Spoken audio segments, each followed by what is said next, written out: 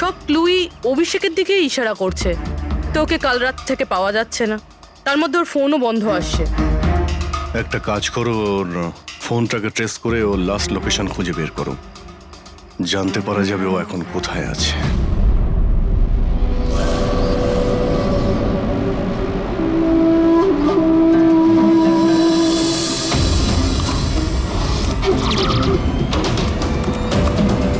Match করেছে। যে গুলিতে সুবোধবাবুর মৃত্যু হয়েছে আর যে গুলি অলোকের পায়ে লেগেছে, দুটো গুলি একটা বন্দুক থেকে চালানো হয়েছে। তার মানে সুবোধের খুনি আর অলোকের পায়ের উপর যে গুলি চালিয়েছিল সে একই লোক। হ্যাঁ স্যার। কিন্তু একটা কনফিউশন আছে। কনফিউশন?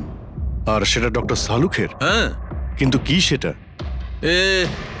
অলোকের যখন গুলিটা লেগেছিল কোথায় দাঁড়িয়েছিল? খনির সামনে দাঁড়িয়েছিল আর দরজাটা ওনার পিছনে ছিল। তার মানে অলোকের সামনে থেকে গুলি লাগা উচিত ছিল। হ্যাঁ স্যার। আরে সোজা করে বলো না, ব্যাপারটা কি? এই যে অলোকের মেডিকেল রিপোর্ট, এখানে পরিষ্কার লেখা আছে পায়ে গুলিটা পেছন দিক থেকে লেগেছিল, সামনে দিয়ে বেরিয়ে গেছে। তার মানে খুনি অলোকের পিছনে দাঁড়িয়েছিল। যখন সমস্ত গুলি সামনে থেকে চললো তখন অলোকের কি করে পেছন থেকে গুলি লাগলো? অদ্ভুত ব্যাপার স্যার, একই সময় খুনি দুটো জায়গায় কিভাবে থাকতে পারে? সে সামনে থেকেও ফায়ারিং করেছে, আবার পেছন থেকেও। আচ্ছা, এরকমটা নয় তো যে অলোক আর সুবোধের যে গুলিটা লেগেছিল সেটা একটাই বন্দুক থেকে চলেছিল আর বাকি গুলিগুলো অন্য বন্দুক থেকে চলেছিল? না অভিজিৎ, আমি ক্রাইম সিনে পাওয়া সমস্ত বুলেটস আর শেলস চেক করেছি, ওগুলো সব একটা বন্দুক থেকেই চলেছে। ওখানে শুধু একটাই বন্দুক ছিল। যখন খুনি সামনে দাঁড়িয়েছিল তাহলে অলোককে গুলি পেছন থেকে কেন করলো? ওখানে খুব দৌড়াদৌড়ি হচ্ছিল স্যার, আমি বুঝতেই পারিনি যে গুলিটা কোথা থেকে এবং কিভাবে এসে আমার পায়ে ঢুকে যায়। তাহলে তুমি দেখোনি যে গুলিটাকে চালিয়েছিল? না স্যার, রুমে খুব ধোয়া হয়ে গেছিল, তাই কিছুই দেখতে পাচ্ছিলাম না। হঠাৎই গুলি চলা শুরু করে আর গুলি চলার সময় হঠাৎই আমার পায়ে এসে গুলিটা লাগে আর একজন আমার ওপর থেকে পালিয়ে যাচ্ছিল। সেই মুহূর্তে প্রাণপণে ওকে আমি ধরার চেষ্টা করছিলাম, কিন্তু ধরতে পারিনি স্যার। আর তখনই কোন একটা জিনিসে আমার হাতটা লাগলো আর কেটে গেল। তুমি মাটিতে পড়েছিলে, তোমার উপর দিয়ে কেউ পালানোর চেষ্টা করছিল আর তুমি ওকে ধরতে চেয়েছিলে। তাহলে তো ওই খুনি জুতোতে বা অন্য কিছুতে হাত কাটতে পারেন। কিন্তু এর হাত কাটলো কি করে? জুতোতে কি লোহা ছিল নাকি? স্যার, যখন আমরা অভিষেকের বাড়িতে গিয়েছিলাম তখন ওখানে একটা ফটো টাঙানো ছিল আর ওখানেও একটা জুতো পড়েছিল যেটার মধ্যে থেকে কিছু মেটাল মতন বেরিয়েছিল। স্যার, হতে পারে ওই জুতোটা থেকেই ওর হাত কেটেছে। তাহলে অভিষেকই হবে যে গুলিগুলো চালিয়েছিল। আর খুন করে উধাও হয়ে গেছে, আর এখন মোবাইল ফোনটাও সুইচ অফ। কিন্তু ভাই, এখনো আমার একটা কথা মাথায় ঢুকছে না, এই অভিষেক দুদিক থেকে কি করে গুলি চালালো? সামনের দিক থেকে আর পিছনের দিক থেকেও।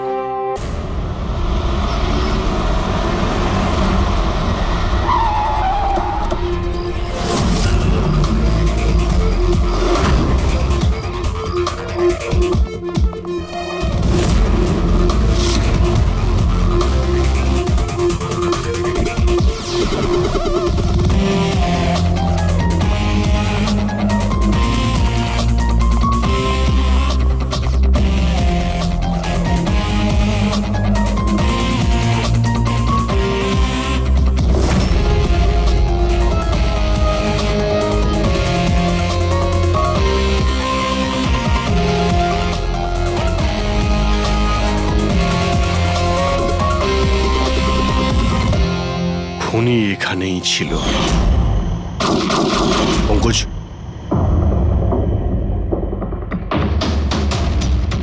আর ওর গুলি এখানে লেগেছিল।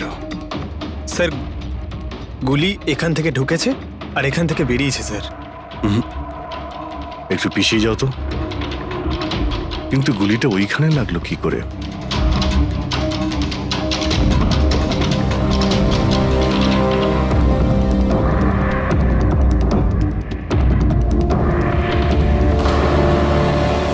এই ল্যাম্পে ডেন্ট আছে।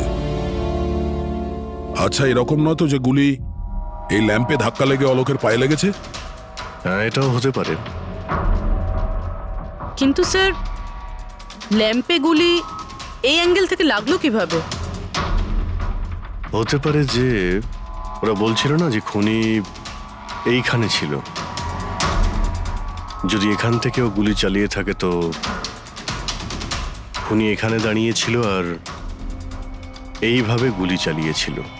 অভিজিৎ, এই ডেন্টের চিহ্নটা ওপর থেকে নিচের দিকে, যা অ্যাঙ্গেল আছে তাতে মনে হচ্ছে গুলি ওপর দিক থেকে চলেছে। উপর থেকে নিচে? তার মানে খুনি সিলিং এ বসেছিল।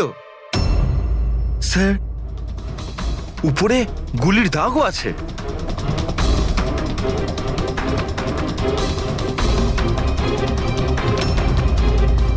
গুলির সমস্ত দাগ সিলিং এ? আরে কিন্তু সিলিং এ কেন গুলি করছিল? হয়তো খুনি কাউকে মারতে চায়নি, হয়তো ওখান থেকেও সিলিং এ গুলি চালিয়েছিল, হাওয়াতে ফায়ার করেছিল, মানে ভয় দেখানোর জন্য। আর তার মধ্যে থেকে একটা গুলি সিলিং থেকে ছিটকে গিয়ে এখানে এই ল্যাম্পে লাগে, আর ল্যাম্প থেকে অলোকের পায়ে পেছন থেকে লাগে।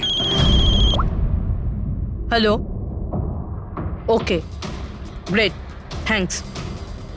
স্যার, অভিষেকের লাস্ট লোকেশন ট্রেস হয়ে গিয়েছে। ওর ফোন সুইচ অফ হয়ে যাওয়ার আগে কান্দিবালিতে ছিল, পিঙ্ক শুজ বারে। এই লোকটা আসে এখানে? হ্যাঁ স্যার, এ তো কাল এসেছিল এখানে। এমনি তো মাঝে সাঝে এখানে আসা যাওয়া এই করে। লোকটা একা আসে না ওর সঙ্গে কেউ আসে? একলাই ছিল। স্যার, আপনারা যদি কোথাও ওকে পান আমাকে নিশ্চয়ই জানাবেন। কেন, কি হয়েছে? আরে স্যার, কাল ও তো বিলের টাকা না মিটিয়েই পালিয়ে গেছে। ও বলল কি আমি বাথরুম থেকে আসছি, তারপর আর ফিরেই আসেনি, পালিয়ে গেছে ওখান থেকে। আমার তো নিজের পকেট থেকে চোকাতে হয়েছে স্যার। আরে তাহলে তুমি ওর পিছনে কেন যাওনি ওকে ধরার জন্য? গিয়েছিলাম তো স্যার, কিন্তু ও তো সেখানে ছিলই না। ও পিছনের দরজাটা দিয়ে পালিয়ে গেছিল, লুকিয়ে, চোরেদের মতো। যদিও এমনিতে এরকম ও করতো না। কটার সময় বেরিয়েছিল এখান থেকে? প্রায় ধরুন রাত্রে 8টা সোয়া 8টা হবে। সময় তো অনেকটাই ছিল ওর কাছে, রিহার্সাল হলে গিয়ে সুবোধ বাবুকে মারার জন্য। বাথরুমটা কোন দিকে? ওই তো স্যার।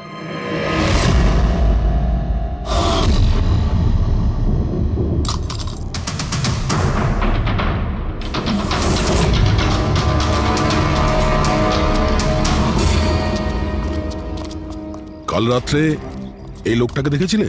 আরে ও হাঁটতে হাঁটতে বেরিয়েছিল এখান থেকে। ভেবেছিলাম অন্যদিনের মতন আমাদেরই কোনো অটোতে যাবে হয়তো, কিন্তু তারপর ও একটা মেয়েকে পেয়ে যায়। এইরকম দেখতে ছিল? এটাই।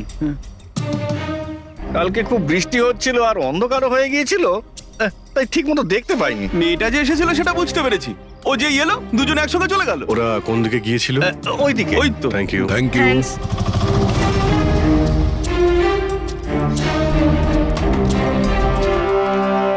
স্যার, এই জুতো, এইরকম জুতো তো অভিষেক পরতো। এই,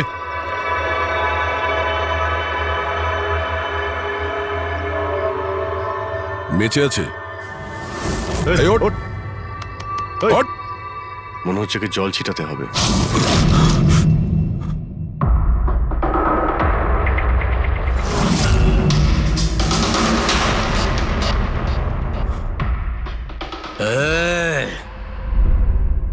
কারা তোমরা? আমাকে এখানে কেন নিয়ে এসেছো? আমার জুতো কোথায় গেল রে? Shoes shoes. আমরা কে, তুমি এখানে কি করে এলে, তোমার জুতো কোথায়, এগুলো পরে। আগে এটা বলো, তোমার শার্টে সুবোধের রক্ত কি করে এলো? সুবোধ স্যারের রক্ত? হুম,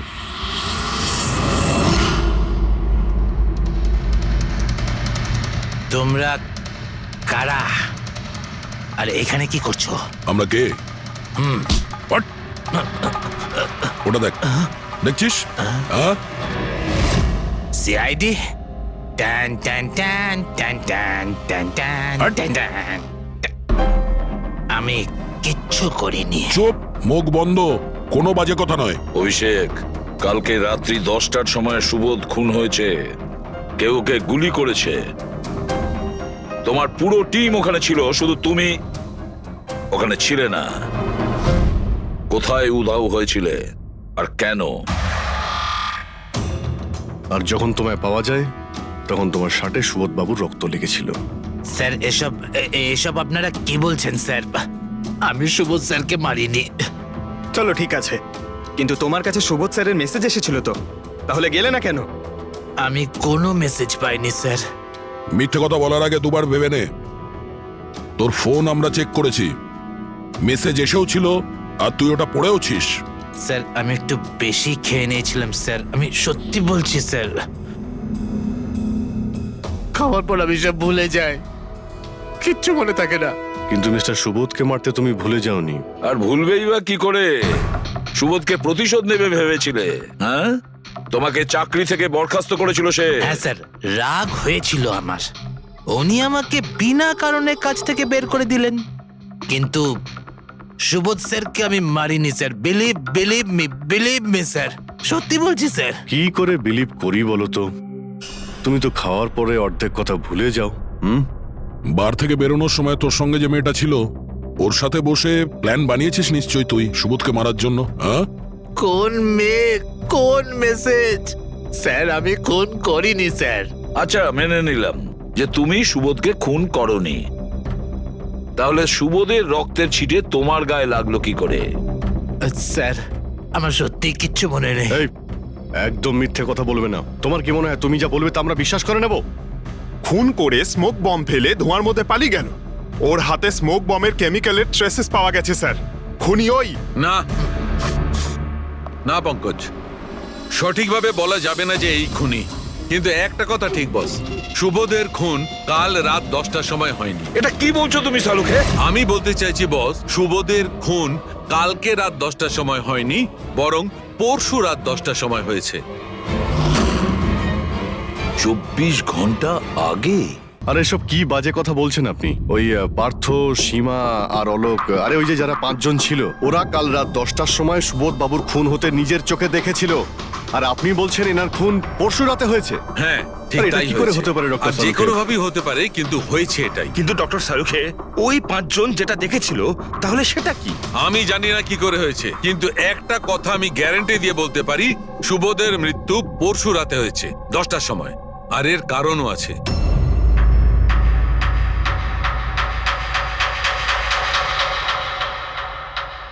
ডক্টর সারিকা, এটা কি?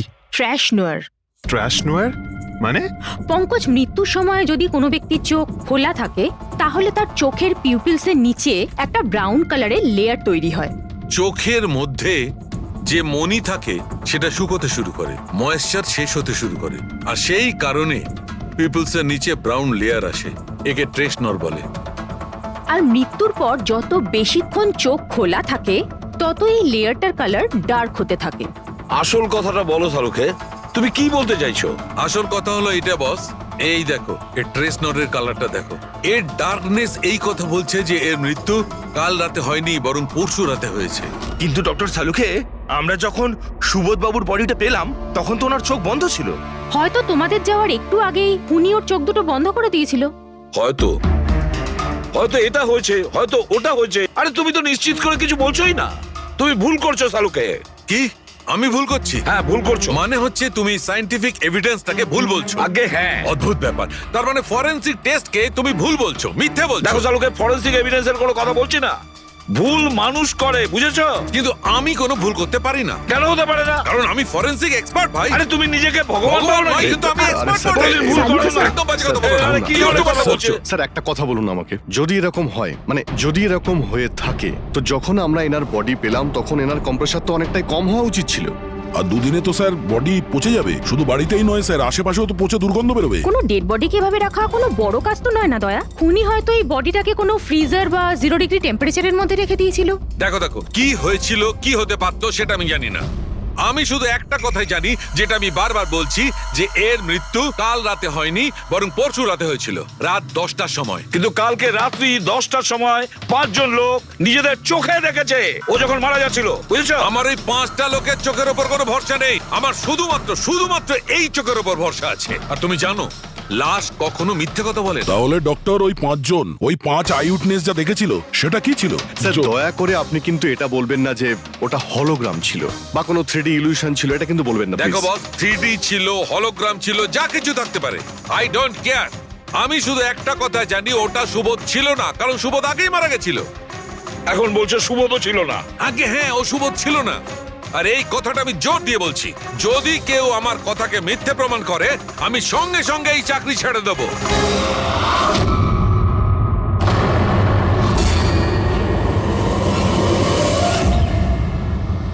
স্যার, ডক্টর সালুখের কথা তো এখনো অবধি কখনো ভুল প্রমাণিত হয়নি। কি জানি এইবার, স্যার এইবার উনি সত্যি সত্যি রিজাইন না করে দেয়। কিছু বলা যাচ্ছে না। আমরা একসঙ্গে এত কেস সলভ করেছি, কিন্তু কখনো ডক্টর সালুকে এত উত্তেজিত খুব কম দেখেছি।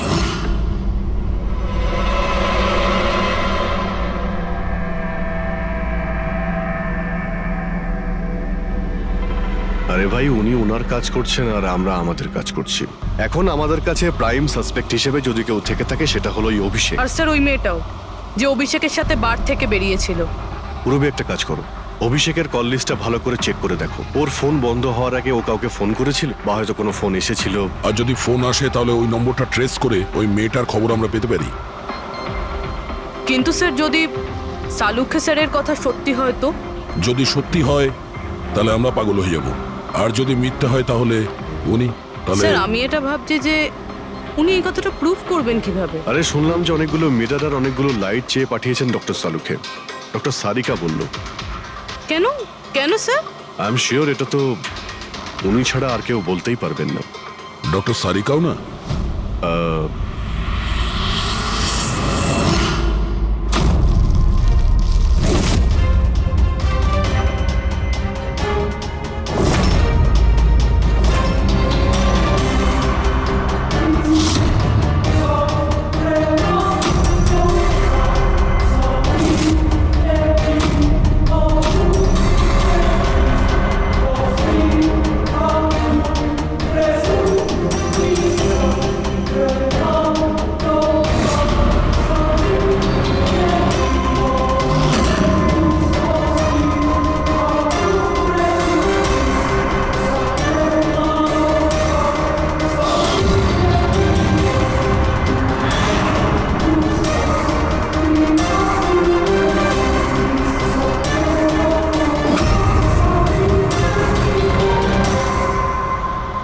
স্যার অভিষেকের ফোন সুইচ অফ হওয়ার আগে এই পিসিও থেকে ওর কাছে ফোন এসেছিল, আর ওই 45 সেকেন্ড মতন কথা হয়েছিল কারোর সাথে। কাল রাত 8:08 নাগাদ কেউ এখান থেকে ফোন করেছিল ওকে। আপনার মনে আছে কে করেছিল? কাল রাত 8টার সময় হ্যাঁ, একটা মেয়ে এসেছিল এখানে। মেয়ে? এটা দেখুন তো, এই মেয়েটা ছিল নাকি এই মেয়েটা ছিল? মুখটা তো আমি দেখতে পাইনি, খুব জোরে বৃষ্টি পড়ছিল আর ও ছাতা নিয়ে দাঁড়িয়েছিল। কিন্তু হ্যাঁ, কথা শুনতে পেয়েছি আমি ওর। কি কি বলছিল? বলছিল যে আমি খুব সমস্যায় পড়েছি, আমার সাহায্য করো। এইসব শুনে খুব অবাক লাগলো আমার। কেন? ওকে দেখে মনে হচ্ছিল না যে ও কোনো সমস্যায় পড়েছে। ওকে তো বেশ খুশিই দেখাচ্ছিল। আর হ্যাঁ, নাম্বার ডায়াল করার সময় গানও গাইছিল। আচ্ছা, আর কিছু বলতে পারো ওর সম্পর্কে? স্যার ও তো বেশ ফুর্তিতেই ছিল। ওই মদের ফ্লাক্স হয় না, তার মধ্যে কিছু ফেলে ওটাকে শেক করছিল। মানে ও সব প্ল্যান করে রেখেছিল? ওই ড্রিঙ্কটা ওর জন্য ছিল না, ওটা অভিষেকের জন্য ছিল। ও ফোন করে অভিষেককে ফাঁসিয়ে এখানে ডেকেছিল, আর ওই ড্রিঙ্ক ওকে খাইয়ে দিয়েছিল, আর তার মধ্যে কিছু নেশার জিনিস বা ওই ধরনের কিছু মেশানো ছিল। আর স্যার মনে হয় অভিষেক ওই মেয়েটাকে চিনতো, এই জন্য ওই মেয়েটার হাত থেকে ড্রিঙ্ক নিয়েও নিয়েছিল, আর তারপর খেয়ে অজ্ঞান হয়ে যায়। আর তারপরও অভিষেকের কাপড়ে সুবোধের রক্ত লাগিয়ে দিয়েছিল। সেই জন্যই অভিষেকের কিছু মনে নেই, কারণ নতুন নেশায় বুঁদ হয়েছিল। মানে ডক্টর সালুকে ঠিকই বলছিল, অভিষেককে ফাঁসানো হচ্ছে, খুনি তো অন্য কেউ। কি হলো সালুকে, তোমার কি হয়েছে? হ্যাঁ দেখো, এ কি তোমার কাজের নমুনা? চেহারাটা কি করেছে? ডক্টর সালুকে, ডক্টর সারিকা বলছেন যে আপনি নাকি এক ফোঁটাও জল খাননি। ডক্টর সালুকে, আপনি যদি এইভাবে কাজ করতে থাকেন তাহলে আপনি অসুস্থ হয়ে পড়বেন। তাছাড়া আবার কি বাচ্চাদের মতন জেদ করছে? কোনো ভূত ঢুকেছে এর শরীরে? না, ভূত কিছু নয়, ভূত আমার মাথায় চড়েছে বস। আমার মাথাটাই খারাপ করে দিচ্ছে। আমি সত্যের এত কাছে, কিন্তু আমি জানি এটা হচ্ছে চোখের ভুল, অবশ্যই চোখের ভুল। উনি এটা কি করে করলো আমি কিছুতেই ক্র্যাক করতে পারছি না, আর যতক্ষণ এটা ক্র্যাক করতে পারছি আমি শান্তিতে বসতে পারবো না। Please please. আরে সালুকে, আমার কথা, সালুকে স্যার, সালুকে।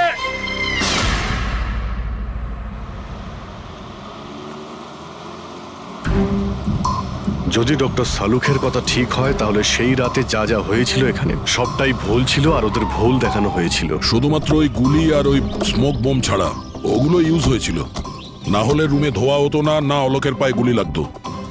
তো খুনি এখানেই ছিল না স্যার? না, ও এত বড় রিস্ক তো নেবে না। তাহলে স্যার গুলি কে চালালো? আর স্যার স্মোক বোমই বা কে ফেললো? ওটাই তো জানতে হবে ফ্রেডি। যা বুঝতে পারছি স্মোক বোম এইখান থেকেই ঢুকেছিল, মানে এই দিক থেকে এসেছিল। তার মানে খুনি ওদিকে দাঁড়িয়েছিল? খুনি নয়, মানে যেটা থেকে বোমটা ছোড়া হয় সেই জিনিসটা ওখানে ছিল, সেই জিনিসটা। আর গুলি এদিক থেকে চলেছে। আমরা এতক্ষণ এটাই ভাবছিলাম যে খুনি হতে পারে এখান থেকে দাঁড়িয়ে গুলি করেছে লুকিয়ে। স্যার, হুম, আপনি যে বললেন এখানে খুনি নাকি ছিলই না। খুনি এখানে ছিল না, কিন্তু ও এখানে অটোমেটিক মেশিন কিংবা এরকম কিছু রেখেছিল যেটা দিয়ে গুলি করতে পারে। একটা কাজ করো, এখানে স্প্রে করে দেখো গান পাউডার পাওয়া যায় কিনা। স্যার, আর ফ্রেডি, তুমি এই সোফাটাকে জড়িয়ে ধরো, আরে ঠিক করে চেক করো এই সোফাটাকে, ঠিক আছে?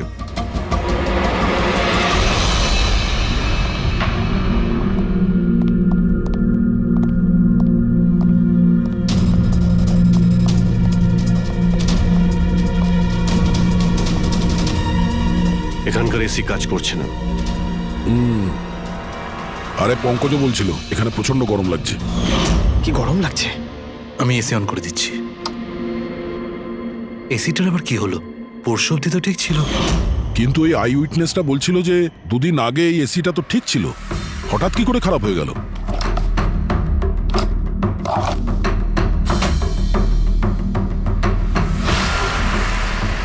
বস, মনে হচ্ছে কম্প্রেসার পুড়ে গেছে। কম্প্রেসার তো পূর্বেই, তার কারণ হলো কেউ এই এসিটাকে অনেকক্ষণ ধরে অনেক লো টেম্পারেচারে চালিয়ে রেখেছিল। ও, যাতে বডি যেন না পচে। আর সেই কারণেই যখন লাশটা পাওয়া গেল তখন বডি টেম্পারেচার নর্মাল ছিল, যাতে লোকে মনে করে যে খুন এক্ষুনি হয়েছে। স্যার,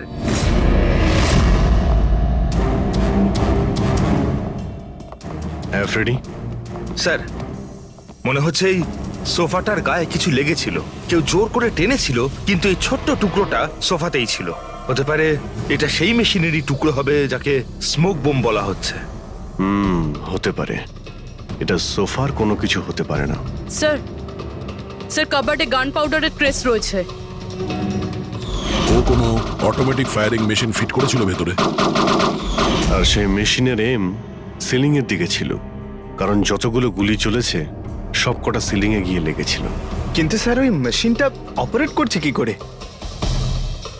ট্রিগারটাও রিমোট কন্ট্রোল ইউজ করেছে, যাতে লোকেদের মনে হয় যে এই রুমে খুনি রয়েছে যে গুলি চালাচ্ছে।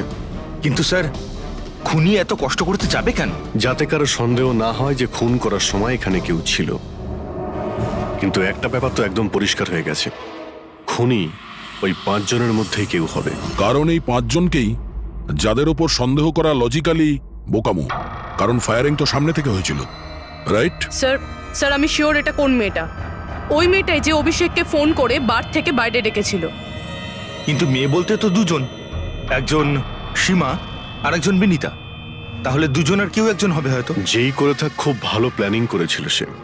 প্রথমে সুবোধকে খুন করে, তারপরে ওনাকে অন্য রুমে নিয়ে যায় আর সেখানে এসি চালিয়ে রেখে দেয়।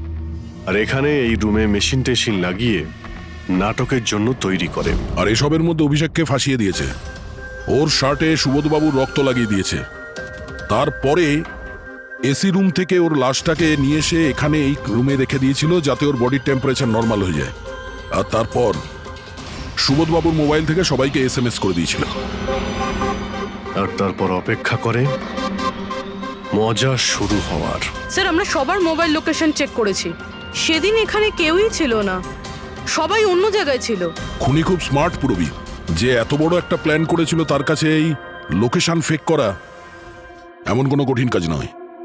ওকে স্যার, ঠিক আছে, সবকিছু মানছি। অভিষেককে এতে ফাঁসানো হয়েছিল, এই স্মোক বম্ব, বুলেটস মেশিন দিয়ে চালানো হয়েছিল। কিন্তু এখনো স্যার একটা জিনিস মাথার মধ্যে কিছুতেই ঢুকছে না। কি? ওরা 5 জন আমাদের বলেছিল যে সুবোধের সঙ্গে কেউ ঝগড়া করছিল, কিন্তু সুবোধ তো আগেই মারা গেছিল। তাহলে ওরা 5 জন দেখলোটা কি? পঙ্কজ, আমি বলছি এটা কি ছিল। ডক্টর সালুখে, আপনি জানতে পেরে গেছেন? হ্যাঁ, জানতে পেরেছি। কি জানলেন? আরে একটু অপেক্ষা করো ভাই, একটা কাজ করো, ওই 5 জন উইটনেসকে এখানে ডেকে নাও তাড়াতাড়ি, এক্ষুনি। আরে কিন্তু কারণটা আগে তো বলুন। টাইম ওয়েস্ট করো না, আমার কাছে অনেক কাজ আছে। তাড়াতাড়ি ওদের 5 জনকে ডাকো, কুইক কুইক ডাকো। কি ব্যাপার, ডক্টর সালুকে যেন ঘোড়ায় লাগাম লাগিয়ে এসেছে। লটারি লেগেছে। হ্যাঁ? স্যার এসব হচ্ছেটা কি? আর আমাদের আপনারা এখানে কেন ডেকে পাঠিয়েছেন? তোমাদের সবার কাছে আমাদের একটা জরুরি প্রশ্ন আছে, এই জন্য। কি? আচ্ছা, তোমরা জোর দিয়ে বলতে পারো যে তোমরা সবাই সুবোধকে খুন হতে দেখেছিলে? হ্যাঁ স্যার, আর এই কথাটা তো আপনাকে আগেও বলেছি। আরে সরি, এটা আমার মিস্টেক। আচ্ছা, তোমাদের জন্য একটা প্রশ্নের উত্তর সহজ করে দিচ্ছি। আচ্ছা, তোমরা কি সবাই ওই সুবোধকেই খুন হতে দেখেছিলে? হ্যাঁ স্যার, আমরা সবাই তো সেখানেই ছিলাম, আমরা সুবোধ স্যারকেই দেখেছিলাম। স্যার ইউ মিন উনি সুবোধ স্যার ছিলেন না অন্য কেউ ছিলেন? ওনার duplicate or something? No way, এটা হতে পারে নাকি? আমরা কি সুবোধ স্যারকে চিনি না নাকি? এক্স্যাক্টলি স্যার, আমরা এতটাও বোকা নই। আমি সেটা কখন বললাম তোমাদের যে তোমরা সবাই বোকা? আমি কিন্তু কিছু বলিনি। যা বলেছে এ বলেছে।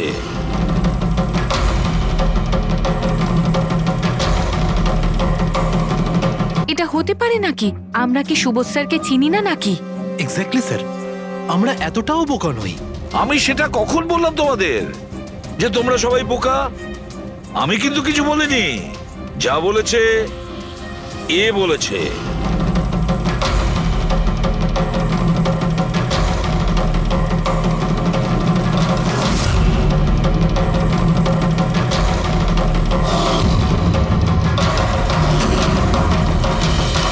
এসব আবার কি? চোখের ধাঁধা। আমি তোমাদের সেটাই দেখাবো যেটা আমি দেখাতে চাই। সেটা এরকমই ধোঁয়াশা ছিল। সেদিন রাত্রে সুবোধ যখন খুন হয়, তোমাদের চোখ ভুল দেখেছিল। তোমরা সবাই পেপার ঘোষ দেখে বোকা বনেছিলে। Paper ghost? Paper's ghost? এসব কি? কিন্তু এসব কে করলো? তোমাদের মধ্যেই কেউ একজন।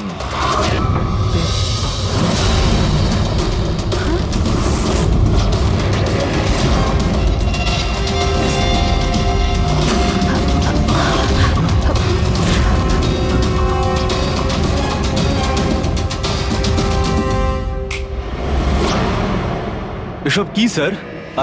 আর এসব কি করে হলো? 150 বছরের পুরনো ট্রিক এটা। যা কিছু আপনারা দেখেছেন সেটা চোখের ভ্রম ছিল, একটা ইলিউশন ছিল। একটা প্রজেক্টর দিয়ে একটা ফিল্ম প্রজেক্ট করা হয়েছিল একটা স্ক্রিনের ওপর।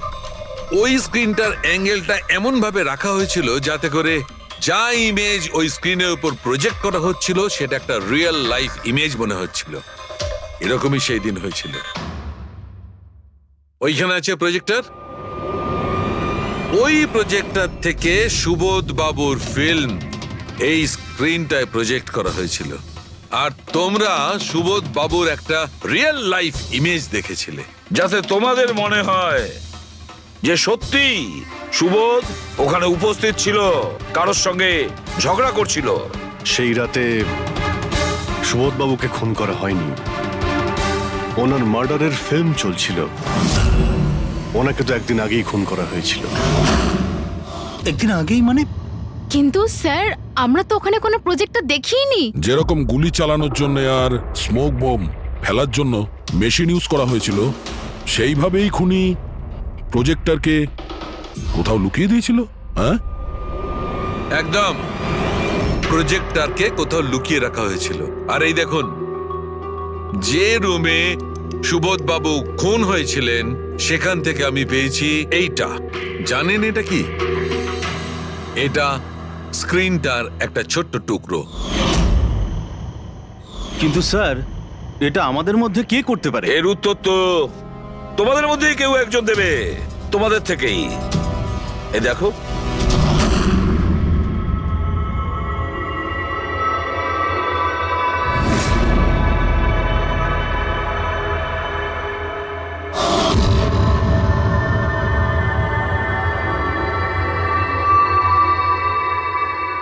স্যার এদের সবার তো ভয়ে মুখ শুকিয়ে গেছে। হ্যাঁ পুরবী, শুধু দুজন ছাড়া। অলোক আর বিনীতা। আরে তোমরা তো খুব সাহসী। স্যার এরা তো ভয়ই পেল না। আপনারা এগুলো কি বলছেন? আর আমরা এসব করবোই বা কেন? আমি বুঝতে পারছি না এসব কি হচ্ছে। তুমি যদি বুঝতে না পারো তাহলে কে বুঝবে? তুমি হলে একজন art director, visual effect, projection, lights, এসব ব্যাপারে তোমার তো খুব ভালো নলেজ আছে, তাই না? হ্যাঁ, আর এই প্ল্যানে তোমার সঙ্গে ছিল তোমার পার্টনার বিনীতা। না না, এসব কি বলছেন? আমরা এসব কিছু করিনি। আপনারা আমাদের জোর করে ফাঁসাতে চাইছেন। আর হ্যাঁ, নলেজ আছে তো কি হয়েছে? আমরা খুনি হয়ে গেলাম। ভালো বলছেন তো। এসব ফালতু নাটক করবেন না আপনারা। আমার দেরি হয়ে যাচ্ছে। তোমাদের যদি ইচ্ছা করে ফালতু কথা শোনার, তাহলে এখানে থেকে যাও। চলুন, সরুন। আমরাও এখানে সরাতেই এসছি সমাজের নোংরা। সুবোধ স্যার একটা নতুন প্রজেক্ট পেয়েছিল আমেরিকাতে।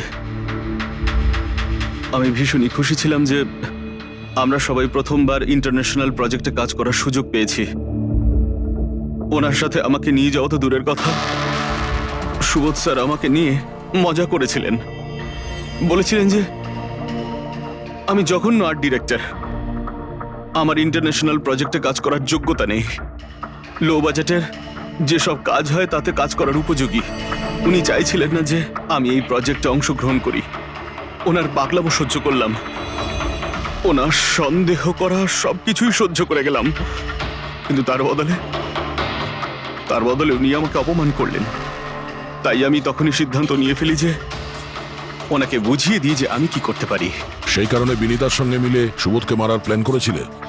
আচ্ছা, এই সুবোধ বাবুর রেকর্ডিং তোমরা কোথা থেকে পেয়েছিলে? ওই রেকর্ডিং অ্যাকচুয়ালি আমরাই করেছিলাম। কিছুদিন আগে সুবোধ স্যারকে রিকোয়েস্ট করেছিলাম যে আমাকে একটা সিন রিহার্স করে দেখিয়ে দিন। স্যার অ্যাক্টিং করলেন আর ও রেকর্ড করলো। আর খুন কবে করেছিলে? 2 দিন আগেই আমি ওনাকে আমার বাড়িতে নিমন্ত্রণ জানিয়েছিলাম ড্রিঙ্কসের জন্য। আমি ওনার ড্রিঙ্কটা ওনার শার্টেই ফেলে দিই, তাই ওনাকে অন্য একটা শার্ট দিই পরার জন্য। ঠিক ওরকমই শার্ট যেই শার্টে তুমি ওনার রেকর্ডিং করেছিলে, আর তারপরে ওনার খুন করে দিলে। পুরো তামাশা শেষ হয়ে যাবার পরে তুমি রুমে ঢুকে ওই মেশিনটা বের করে আনলে। আর ওই বেচারা অভিষেককে ফাঁসিয়ে দিল।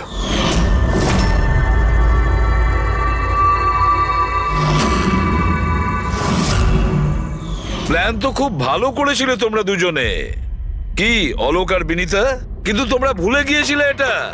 আমাদের যে ফরেন্সিক এক্সপার্ট আছেন না, ডক্টর সালুখে, ওনাকে কেউ আজ পর্যন্ত চোখে তুলে দিতে পারেননি, তোমার পেপার ঘোষ পর্যন্ত। আর এবার জেলের গড়াদের পেছনে বসে ভাবতে থাকো যে আর কোনো নতুন প্ল্যান করা যায় কিনা। নিয়ে যাও এদের দুজনকে। চলো।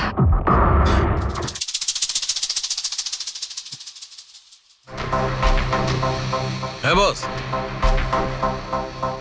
আমি বলেছিলাম না প্রমাণ করে দেবো, নাহলে চাকরি ছেড়ে দেবো, বলেছিলাম না? ভেবেছিলাম যে এবার নিষ্কৃতি পাবো ওর হাত থেকে। থ্যাংক ইউ ভেরি মাচ সালুখে। থ্যাংক। দেখো আবার রেজিগনেশন লিখতে যেও না, পরের বারে দেখবো। যাও, এক্ষুনি বেরিয়ে যাও তোমরা এখান থেকে। অনেক হয়েছে, বুঝলে? এবার আমি তোমাকে ছাড়বো না, বুঝতে পেরেছো? এক্ষুনি আমি ডাকছি পুলিশকে। এসব কি করছো? না, এই স্যার কার সাথে ঝগড়া করছে? আই সেড স্টপ ইট, গুলি চালিও না।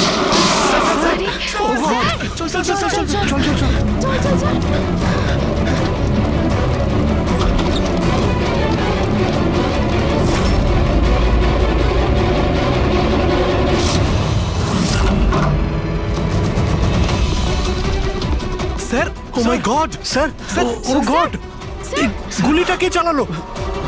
খুনি এখানেই আছে।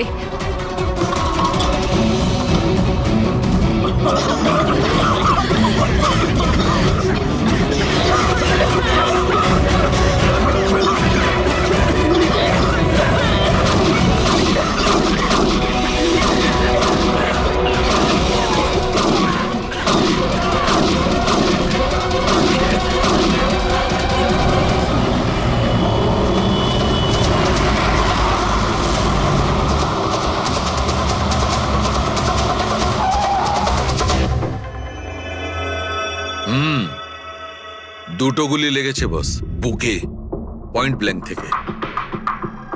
মানে কিলার খুব একটা দূরে ছিল না। এই শেল তো এখানেই আছে, তার মানে এখান থেকে খুনি গুলি চালিয়েছে। হ্যাঁ, এই জন্য হয়তো যে 5 জন নিচে দাঁড়িয়েছিল তারা দেখতে পায়নি, পর্দাও লাগানো ছিল। তোমরা সবাই সুবোধ কুমারকে কিভাবে চেনো? সুবোধ স্যার থিয়েটারের প্লেস ডাইরেক্ট করতেন, আমরা সবাই ওনার সাথেই কাজ করতাম। আমি ওনার অ্যাসিস্ট্যান্ট ডিরেক্টর ছিলাম। আমিও। ম্যাম ওই যে লাইটিং, মানে লাইটের কাজ হয় না? আমি ব্যাক স্টেজ আর কস্টিউম সামলাতাম। আর অলোক, যার পায়ে গুলি লেগেছিল, সে? ও আর্ট ডিরেক্টর ছিল। আই ক্যান বিলিভ ইট যে ওর গুলি লেগেছে।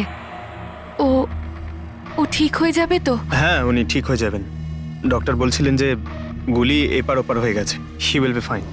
যখনই অলোকের গুলি লাগলো একদম হুড়োহুড়ি পড়ে গেছিল, লোক এদিক ওদিক ছুটতে শুরু করে। অনেক লোক তো সুবোধার অলোককে মারিয়ে চলে গেছে। আর এই হুড়োহুড়ি ফেলে দিয়েছিল এই স্মোক বোম। Smoke bomb. তাহলে এই ধোঁয়ার সুযোগ নিয়ে খুনি এখান থেকে পালিয়ে যায়।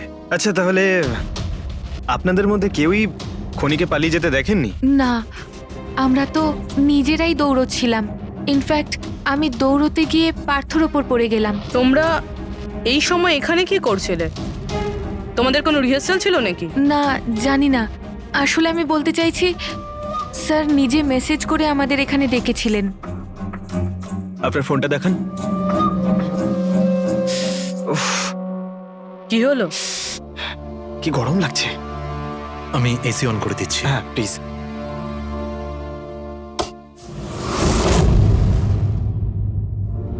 অদ্ভুত তো, এসিটার আবার কি হলো? পরশু অব্দি তো ঠিক ছিল। কোনো ব্যাপার না, ছেড়ে দাও। All of you come rehearsal room at 10 PM. Do not be late. No excuses. তোমাদের স্যার তো বেশ স্ট্রিক্ট ছিলেন। ম্যাম, বেশ না, অনেকটাই স্ট্রিক্ট ছিলেন। তাহলে আপনারা কাজ করতেন কেন ওনার সঙ্গে? উনি যেমনই হন না কেন, হি ওয়াজ এ জিনিয়াস, খুবই সাকসেসফুল ছিলেন। হ্যাঁ, ওনার সাথে যারাই কাজ করেছেন প্রায় আজ পর্যন্ত, তাদের প্রায় সকলেই আজকে জীবনে সেটেল। আপনাদের সুবোধ স্যার তো খুবই সাকসেসফুল আর ট্যালেন্টেড ছিলেন, তাহলে তো ওনাকে অনেকেই হিংসে করতো, মানে আই মিন অনেক শত্রু ছিল। হ্যাঁ, অনেক লোক এমনও ছিল যারা ওনাকে পছন্দ করতো না। না বন্ধু না ফ্যামিলি, তবে মিস্টার সুবোধের অনেক শত্রু ছিল। হতে পারে এদের মধ্যেই কেউ মেরেছে বদলা নেবার জন্য। সেই কারণেই ও আগে থেকে নিজের কাছে বন্দুক রেখেছিল। হ্যাঁ, আর সঙ্গে ওই বোমগুলো। ও জানতো যে ওই 5 জন এখানেই থাকবে, আর এই জন্য পুরো রেডি হয়ে এখানে এসেছিল। Planned murder. আচ্ছা, তোমরা ছাড়া আর কে কে জানতো যে আজ রাতে তোমরা সবাই এখানে আসবে? মানে না, আমার মনে হয় আর কেউ জানতো না। মানে আমাদেরই আসলে উনি এখানে বলেছিলেন মেসেজ করে আসার জন্য। স্যার, আরো একজন লোক ছিলেন যাকে সুবোধবাবু মেসেজ করেছিলেন, তার নাম হলো অভিষেক। অভিষেক? এটা সুবোধবাবুর মোবাইল। মেসেজ লিস্টে অভিষেক বাবুর নাম আছে। ও, এই অভিষেকটা কে? আমাদের টিমের একজন member. But Sunday evening A Subodh sir okay team থেকে বের করে দিয়েছিলেন। কি কাজ কি করতো? স্যার, ও আমার সাথে ব্যাক স্টেজ সামলাতো, প্রপার্টিজ এসব কিছু। তার মানে নাটকে ব্যবহার হয় এমন সব জিনিস ওর হাতেই ছিল, যেমন ওই স্মোক বোম। কিন্তু মেসেজে তো ক্লিয়ারলি লিখেছে অল অফ ইউ। তার মানে ও জানতো যে অভিষেক আর তোমরা সবাই এখানেই থাকবে। কোথায় থাকে এই অভিষেক? কি হয়েছে? আসুন। আপনারা কি জানতে চাইছেন? আপনারা আপনি আসুন অভিষেকের না। ব্যাপারে জিজ্ঞেস করছেন কেন? আসুন।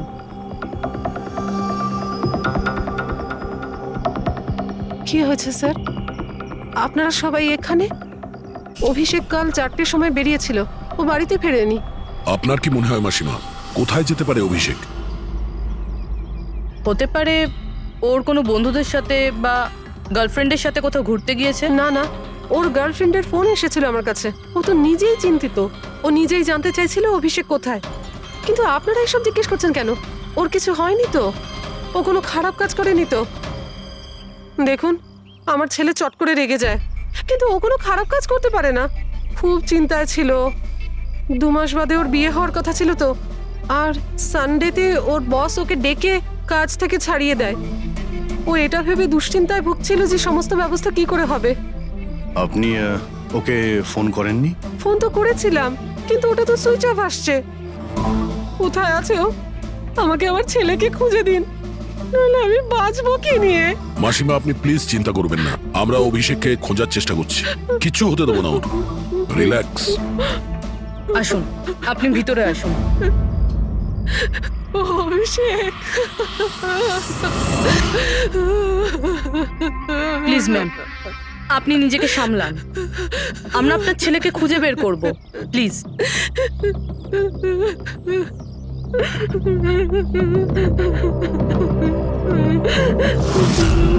দেখুন, মা তো মাই হয়।